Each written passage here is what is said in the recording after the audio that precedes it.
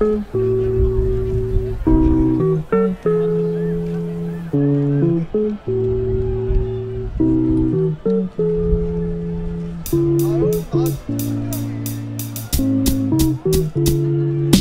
viens vous apporter le soutien des parlementaires communistes et du Front de gauche qui depuis toujours et depuis le premier jour, quand vous avez repris ce combat, vous sont dans le soutien à votre lutte.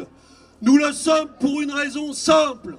Il n'y a pas de politique de gauche, il n'y a pas d'ambition d'émancipation humaine sans culture. Et il n'y a pas de culture sans artistes, sans créateurs, sans techniciens.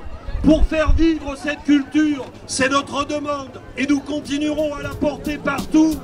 Il ne faut pas agréer l'accord et il faut ouvrir enfin de vraies négociations.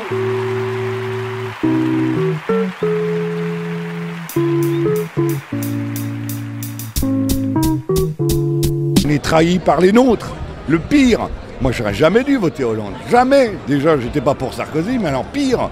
Là, on est passé d'un nerveux à un mou, on s'est fait trahir d'un type qui dit lui-même qu'en cas de crise, il a augmenté le budget de la culture. Et il fait quoi? Il fait l'inverse. On est trahis. C'est ça le pire, c'est ça qui nous fait en colère.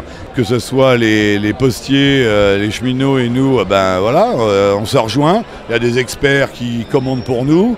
Donc voilà, on en a marre, on a envie de prendre notre destin en main. C'est la fin de la Ve République, c'est clair. Voilà, le pouvoir s'écroule comme une grosse merde que je représente aujourd'hui. Pas le pouvoir, mais ceux qui sont dedans.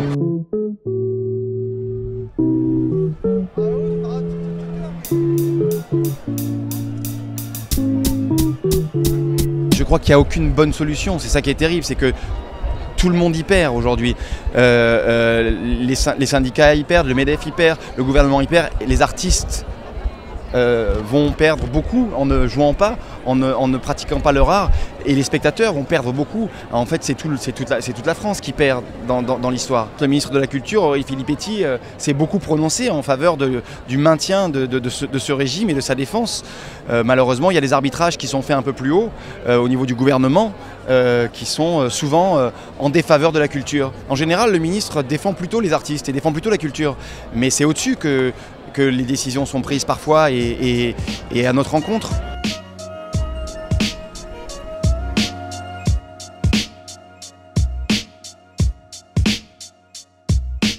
C'est un effet d'aubaine sur l'intermittence parce qu'en réalité, on ne décompte pas de la même façon le temps de travail de l'intermittent que celui d'un permanent. Pour arriver à une année complète, pour un permanent, il faut à peu près 188 jours travaillés. Pour un intermittent, ça équivaut à 260 jours. Donc on a plutôt intérêt à faire travailler un intermittent, puisqu'on affichera un équivalent temps plein, mais en réalité, il pèse beaucoup plus et représente beaucoup plus de potentiel de travail qu'un permanent. Ce qui est au milieu de la table, c'est la question de l'emploi.